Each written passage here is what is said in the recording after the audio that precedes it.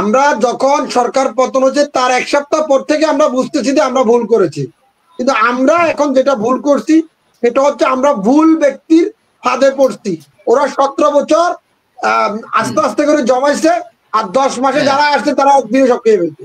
যে বাংলাদেশের রাজনীতিতে বর্তমান প্রেক্ষাপটের চাইতে অতীতের প্রেক্ষাপটটাই কেমন জানি ভালো মনে হচ্ছে। দেখেন, প্রথম হচ্ছে যে বাংলাদেশের গত 10 মাসে কোনো ধরনের সংস্কার হয়নি, এটি আমি নির্বিঘ্নে বলতে পারি। স্বাস্থ্য খাতে কোনো উন্নয়ন হয়নি, বিদ্যুতের বাজে কোনো উন্নয়ন হয়নি, তারপরে দুর্যোগ ব্যবস্থা কোনো উন্নয়ন হয়নি, শিক্ষা ব্যবস্থায় কোনো উন্নয়ন হয়নি। আমাদের যে 4 থেকে 5টি মৌলিক অধিকার জনগণের, সে মৌলিক 4টি অধিকারও আপনার সেটি সঠিকভাবে সংস্কার করতে পারেনি। এই যে দেখেন বাংলাদেশের ব্যাংকগুলোতে কি পরিমাণ লুটপাট চলছে, গত সরকার আমলে লুটপাট করে নিয়ে গিয়েছে। সেই লুটপাটকারী সরকার যখন পালিয়ে গেছে, কিন্তু যখন একটি নতুন সরকার দায়িত্ব গ্রহণ করেছেন, কিন্তু তিনি ব্যাংকগুলোকে জেলে সাজাতে পারেনি। এই 10 মাসেও গ্রাহকের যে চাহিদা মতো কোনো ধরনের অর্থ দিতে ব্যাংকগুলো ব্যর্থ হয়েছে। কাজে আমরা দ্রুত একটি নির্বাচন চাই, এই কারণে যে একটি নির্বাচিত সরকারের মাধ্যমে আমাদের দেশের যে গণতান্ত্রিক অধিকার, যে মানুষের জান মালের যে নিরাপত্তা, সেটি হয়তো নিশ্চিত হবে। কাজে আমি বলবো যে রাষ্ট্রপতি হচ্ছেন, কে রাষ্ট্রপতি চলে যাচ্ছেন, সেটি আমাদের বিবেচ্য বিষয় নয়। আমাদের বিবেচ্য বিষয় গণতান্ত্রিক প্রক্রিয়া, একটি নির্বাচন। জি তারিক ভাই, আপনি একটা কথা বলেছেন যে বিগত সরকারে যে ব্যাংক লুটপাট হয়েছে, দুর্নীতি হয়েছে, এটা মোটামুটি আসলে স্বীকৃত, ওপেন সিক্রেট ব্যাপার, এটা সবাই জানে। এই একই কাজ কি বিগত 11 মাসে হয়নি?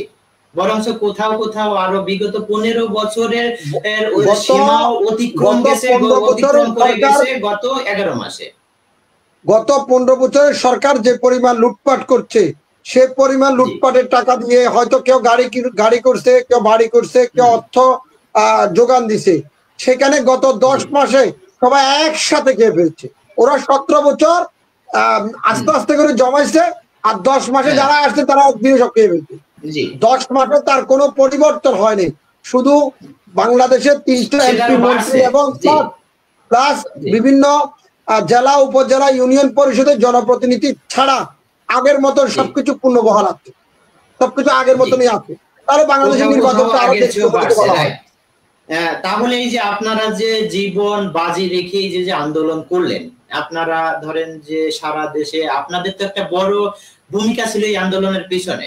আন্দোলনে ধরেন যে এই যে 5-6 জন ছাত্র শুরুতে মাঠে নেমেছিল, তারাই শেষ করে দিছে, সরকারকে ফেলে দিছে, ব্যাপারটা তো এরকম না। এখানে আপনাদের মতো যারা ছোট ছোট দল আছে, আমি ছোট বলবো না ঠিক, কারণ হচ্ছে দলই দল যেরকমই হোক, বাংলাদেশে প্রতিটি রাজনৈতিক দলই একই চোখে বা একই রকম আমি অন্তত দেখি। তো সেই জায়গা থেকে আপনারাতেই আন্দোলনের আপনারা সক্রিয় অংশীদার। তো সেই ক্ষেত্রে আসলে আপনাদের এই যে ভূমিকাটা সরকার পতনের পিছনে ছিল, এই আপনার শেষ 11 মাসে, অর্থাৎ বিগত 11 মাসে কি আপনারা ওই আপনাদের যে উদ্দেশ্যে আন্দোলন করে সরকার পতন ঘটাইছেন, সেই উদ্দেশ্যটা সফল করার জন্য কি আপনারা মাঠে কখনো নেমেছেন, বা আপনারা কি বর্তমান সরকারের সাথে আলোচনায় বসেছেন? শুধু জুলাই আগস্ট না, গত 15 বছর আমরা যারা সংগ্রাম করেছি, আন্দোলন করেছি, এখন কেন জানি মনে হচ্ছে যে এই আন্দোলন সংগ্রামটা শুধু একটি রাজনৈতিক দল করেছে, আর বাকিরাই শুধু হাসতে আর হাতে তালে দিয়েছে। কথাটা এরকমই হওয়া উচিত যে বাংলাদেশের রাজনীতিতে বর্তমান প্রেক্ষাপটের চাইতে অতীতের প্রেক্ষাপটটাই কেমন জানি ভালো মনে হচ্ছে। কারণ আগে হয়তো কি সবাইকে বন্টন করে কিছু কিছু দিয়ে বাকিটা লুটপাট করতো, এখন তখন দেখা যাচ্ছে কি যাদেরকে বন্টন করে দিবে তাদের থেকে আগে জামানত নিয়ে আনে। তার মানে আপনি স্বীকার করছেন যে আপনারা আন্দোলনটা করে আসলে ভুল করছেন? না, আন্দোলন করে ভুল করি নাই, শেখ হাসিনা পালিয়ে গেছে সেটা আমরা ভুল করি নাই, কিন্তু আমরা এখন যেটা ভুল করছি সেটা হচ্ছে আমরা ভুল ব্যক্তির ফাঁদে পড়ছি। আমাদের যে রাজনৈতিক সামাজিক এই আন্দোলনে সকল ছোট বড় সামাজিক সকল শ্রেণী পেশার মানুষ সংযুক্ত ছিল, কিন্তু আওয়ামী লীগের পতন হওয়াটাই স্বাভাবিক ছিল, আওয়ামী লীগের পতন দরকার ছিল। কেন এমন শর্মী তাদের চলে আসছে যে মানুষকে মানুষ মনে করছে না, আলেম ওলামাদের হত্যা করছে, গুম করছে। যিনি অতিথি আছেন উনি আমার থেকে ভালো আলোচক হিসাবে আলোচনা করতে পারবেন। দেখে মনে হচ্ছে যে ভদ্রলোক। জি তারেক ভাই, আপনি এখানে আর একটা কথা বলছেন এই মুহূর্তে, ভুল ব্যক্তির ফাঁদে পড়েছেন। তো এই যে এইটার আপনারা রিয়েলাইজেশনটা কখন করেছেন? মানে যে আপনারা একটা ভুল পথে, ভুল ব্যক্তির পিছনে ভুল পথে আপনারা যাচ্ছেন, এইটা আপনি কখন বা কবে নাগাদ এটা রিয়েলাইজেশন করেছেন বা বুঝতে পেরেছেন? আমরা যখন সরকার পতন হচ্ছে তার 1 সপ্তাহ পর থেকে আমরা বুঝতেছি যে আমরা ভুল করেছি। এই কারণে ভুল করেছি যে আমরা গত আমলে যে পরিমাণ আমরা আন্দোলন সংগ্রামে যে পরিমাণ ইনভাইট পেতাম, দাওয়াত পেতাম, কিন্তু 5 তারিখের পরে দাওয়াত কার্ড আমাদের আর আসে না।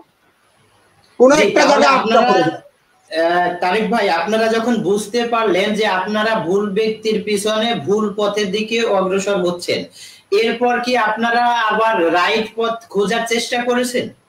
না, অপেক্ষায় থাকুন। আরো একটা জুলাই, আরো একটা 5 আগস্ট হচ্ছে, আশা করি হবে।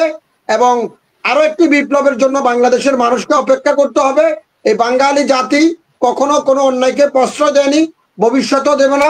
কারণ বাংলাদেশের মাটিতে কখনো শেখ হাসিনা পতন হবে এটি কখনো কেউ কল্পনা করেনি, কিন্তু সেরকম বাংলাদেশের মাটিতে ফেব্রুয়ারিতে নির্বাচন হবে সেটাও কখনো কল্পনা করবেন না।